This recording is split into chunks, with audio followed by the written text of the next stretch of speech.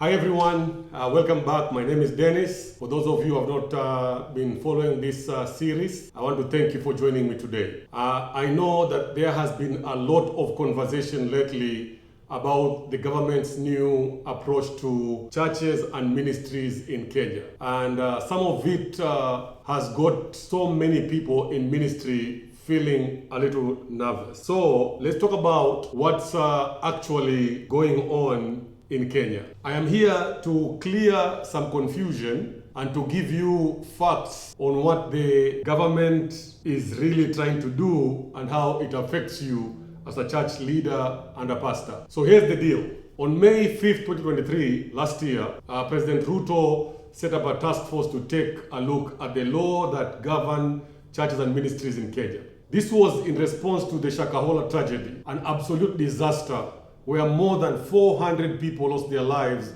due to extremes in religion. And I've talked about this a lot in my previous videos. Before this, the government pretty much left us alone as church. We've been very fortunate as Christians in Kenya because under President Moi and Kibaki and even now under President Ruto, Christianity has not faced much interference from the government. We've really been left to do whatever we want. Let me tell you what the president said. President Ruto made it very clear. We will continue to safeguard and protect the freedom of religion, but at the same time, mitigate its potential abuse to harm Kenyans. That's what he said. That's his stand, to protect the freedoms of religion while making sure that people don't get hurt by preachers who have gone crazy, or as I call them, rogue preachers. So why is this happening? Here's the tough part. Some pastors and leaders within the Christian community have abused their influence. Instead of using their position to build God's kingdom, they have misled people and caused real harm. And when that happens, the government cannot just stand by and watch while the citizens are being harmed. The Bible says in 1 Peter chapter 2, verse 13 to 15, submit yourselves for the Lord's sake to every human authority, whether to the emperor as the supreme authority or to governors who are sent by him to punish those who do not do wrong and to commend those who do right. For it is God's will that by doing good, you should silence the ignorant talk of foolish people. This verse encourages believers to submit to every human authority. In other words, government. Because the role of the government is to maintain order, punish wrongdoers, and to commend those who do right. So governments, even if imperfect, are seen as instruments that God is allowing for the maintenance of societal order and justice. So when you and I go down to the registrar's office and register our churches and ministries through the government, we are saying that we will run our ministries in line with the agreements that we have made with them.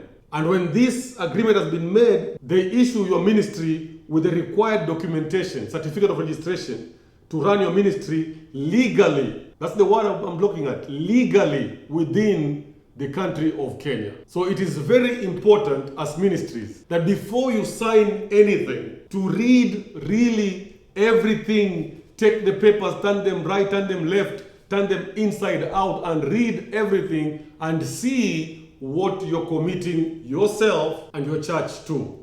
Because once you sign this, you're saying that I'm going to abide to the rules of the country. Now, church leaders and Christians in general, we are encouraged to act in a way that silences the ignorant talk of the foolish people in verse 15 of chapter 2 of 1 Peter. This means that by doing good and maintaining integrity within the community, Christians can counteract unjust criticism and false accusation from those who misunderstand and oppose us. This approach is a way to maintain influence without necessarily seeking the spotlight or using power aggressively. Now, the Shaka tragedy was a turning point.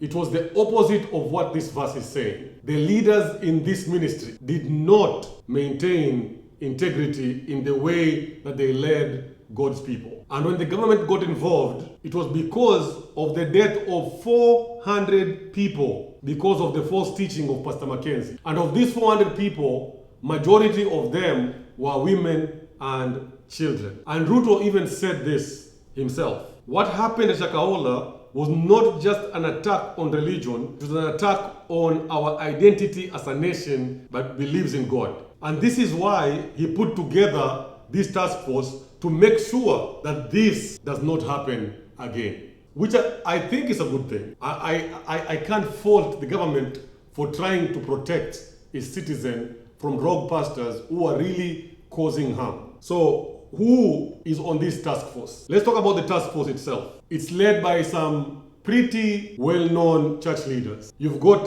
Reverend Mutawa Musimi as the chair, and Bishop Mark Kariuki as the vice chair, and there are other familiar names like Bishop Philip Kiptoto from Kenya Assemblies of God, and Archbishop Morris Muhatia Makumba from the Catholic Church. Now these guys are here to make sure that the church's voice is heard. I wrote an article where I went deeper on the members of the task force. Now if you are interested, get in touch with me and I will send you that article on email.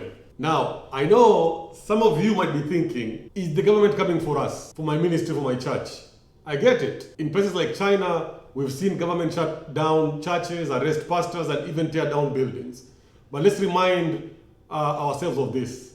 Jesus said in Matthew 16:18 that on this rock I will build my church, and the gates of hell will not prevail against it, or the gates of Hades will not overcome it. So, no matter what happens, the church is in God's hand. And also, let us not ignore the fact that maybe, just maybe, what's happening right now could be God's way of cleaning house, getting rid of the bad apples and the bad churches and the bad preachers, and reestablishing his true church in Kenya once again. So what is the task force proposing? They're proposing 6 things. The first thing that they're proposing is re-registration of churches. The task force is suggesting that all churches and ministries need to re-register with stricter vetting.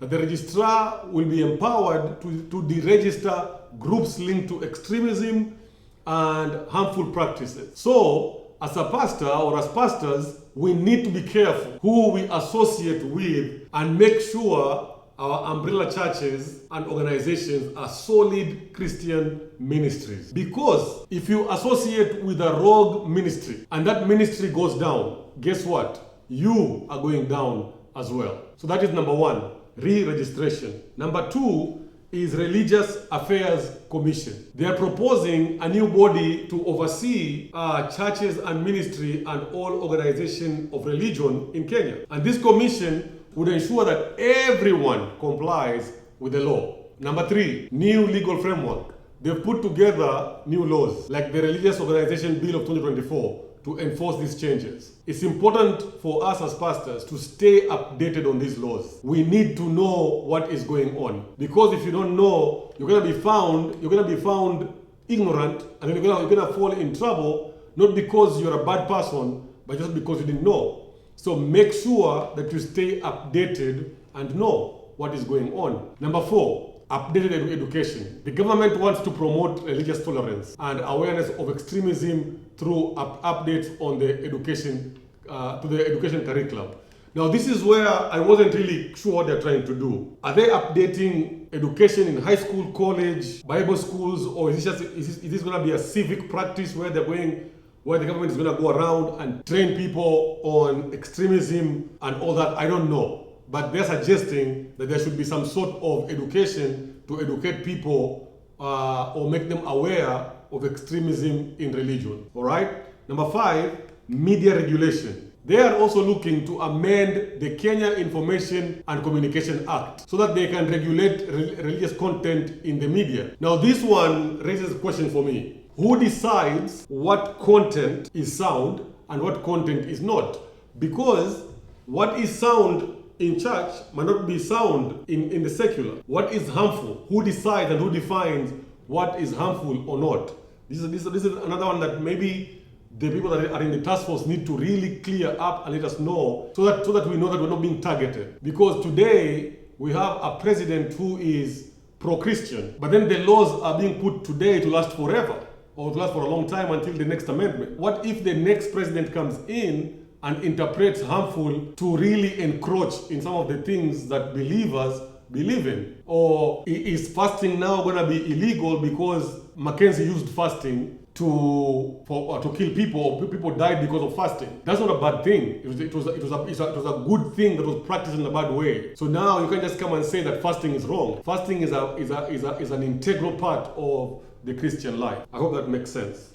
And then final number 6 is penalties for exploitation. There are tough penalties for any pastor or leader who deceives the congregation for financial gain. We're talking fines of up to 5 million shillings and or 10 years in prison for tricking people into giving money for so-called financial favors from God. That's the recommendation. Now let me take some time here to address the misconception of what is going on. I've been hearing some wild rumors about the intentions of the government, but let's be clear, this is not about attacking the church. It's about holding rogue pastors and church leaders accountable and protecting the people of Kenya from exploitation by pastors and church leaders. That's what's really going on here.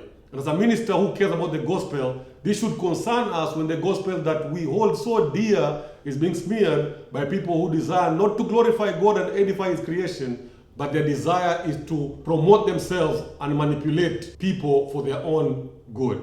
So, to sum it up, yes, things are changing, but they're not changing in a way that's going to harm the church. If we're doing what is right, there's no harm in our ministries. Our work as pastors going forward is to stay informed and make sure that we are following the law, and let's keep doing what God has called us to do. And if you've got any questions, please reach out, because I'm always happy to help. If you found this video helpful, please help me. Make sure that you hit that like button and subscribe to the channel so that you don't miss any future content. And trust me, you'll want to catch the next video. Thank you for watching, and God bless you as you lead your ministry with wisdom and integrity.